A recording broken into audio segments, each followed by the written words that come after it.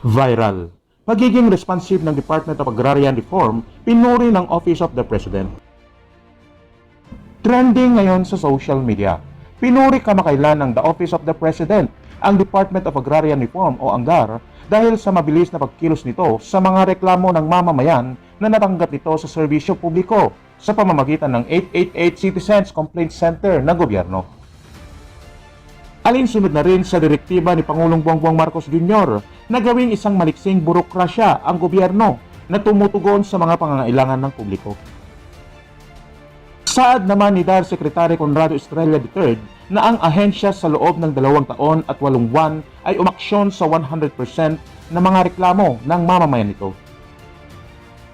Pinasalamatan ng kalihim ang Office of the President dahil sa pagkilala nito sa DAR at pagtitiyak na tutugunan ang mga alalahanin at isyu ng mga kliyenteng magsasaka. Ito ang balita ngayon. Viral ngayon sa mundo ng social media. Nasupalpal tuloy ka ngayon. Ito ang mangang na komento ng isang netizen online sa Kabataan Party List Representative na si Raul Manuel. Matapos makaharap ang Vice President at DepEd Secretary Sara Duterte Carpio sa nasabing budget hearing ng Department of Education para sa taong 2023. Nagtrending nga ito sa mundo ng social media kung saan diretsahang sinagot ni Vice President DepEd Secretary Sara Duterte ang di umano'y mga katanungan ng Makabayan Bloc at iba pang party list representative. Halos hindi nakaimik ang Kabataan Party List Representative nang isa-isahin mismo ni Vice President Sara Duterte kung saan mapupunta ang bilyon-bilyong pisong pondo para sa Department of Education. Lalo na't sabihin ni Vice President Sara Duterte na isa sa mga misyon ng DepEd ay tuligsay na tapusin ang di umano'y pang-recruit ng ilang makakaliwang grupo sa mga mag-aaral ng ilang private school. Tila napahiya nga ang party list representative na siyang pinaniniwalaan di umano nagalamay ng makakaliwang grupo na nakapasok sa loob ng Kongreso. Dahil dito, marami sa mga BBM-SARA supporters ang nagbigay ng kanilang komento. Narito ang full report.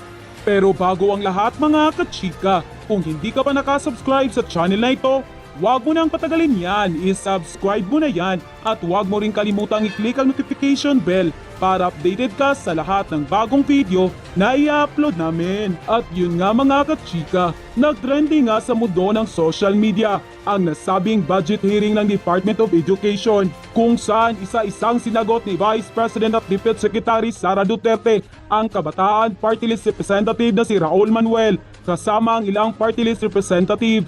Matapos questionin ang budget hearing para sa Department of Education, narito ang full report ng Inquirer.net. Sara Duterte defends DepEd confidential funds. Basic education has direct link to national security. Manila, Philippines. The Department of Education DepEd on Wednesday defended the confidential fund under its proposed 710 billion budget for 2023. Pointing out a direct link between basic education and national security. Vice President Sara Duterte, concurrently at the helm of the DepEd, said this at the House Operation Committee budget briefing of the department after Gabriela Party List Representative Arlen Brusa's question. DepEd 150 million and Office of the Vice President OVP 500 million confidential funds. Responding to this, Duterte asserted that both agencies' confidential funds must be treated independently. Quoted, the OVP and the DepEd are two separate entities. They are two separate departments of the government and they have separate mandate as well, end quote, she said.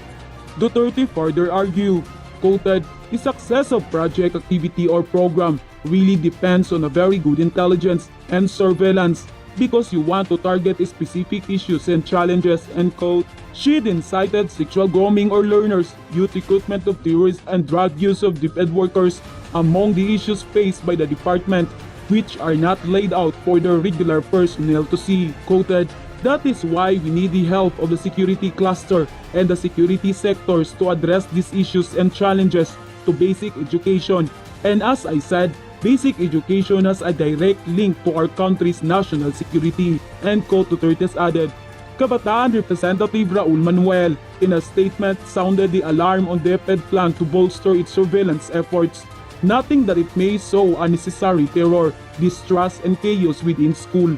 He pointed out the harm it may cause given the history of experienced several students, teachers, and universities. With the national government track record, these confidential funds will most likely do more harm than good to the education community. These problems indeed need to be addressed, but TIPID is approaching it the wrong way, the militarist way, Manuel explained. The congressman also called the confidential fund counterintuitive, considering that funding for basic education needs, particular to a certain full and safe in-person classes by November, remains lacking. Manuel later added, "The bottom line is, it is better to fund defined, transparent, and beneficial program rather than shelving billions in accountable confidential funds. Overall, the DepEd confidential fund is obviously intended for repressive policies while being prone to corruption." He then called on Congress to reallocate the confidential fund to another education programs and use it to supplement the budget of the safe reopening of school, which according to Kabataan Party List calculation would need a total of 122 billion. End quote. Kaugnay nito, hindi rin nakapagpigil ang sikat na BBM at SARA supporters na magbigay ng kanilang reaksyon at komento, at ang sikat na abogado na si Atty. Nick Nangit ay nagbigay ng kanyang reaksyon. "Nagtataray kate, ganyan ang bulate, pag naaasinan, kunwari may bigla ang ayusin, ligwat ganun." End quote. May banat din si Adrian Pascual. "Yung makabayan ka, pero naka-Amerikana ka, mababaw ba? Okay sige. Yung maingay kayo sa ibang department budget hearings at binabanggit pa ninyo ang pangalan ni VP Sara Duterte sa topic na pero noong siya na ang nakasalang at kaharap na ninyo nagmistulang mga pipe at binging mga basang sisiw kayong lahat. Wala man lang isang tanong galing sa inyong hanay. Pinatapos ninyo ang budget hearing ng OBP na nakayuko mga ulo ninyo. TikTok pa more, kending pa more." End quote.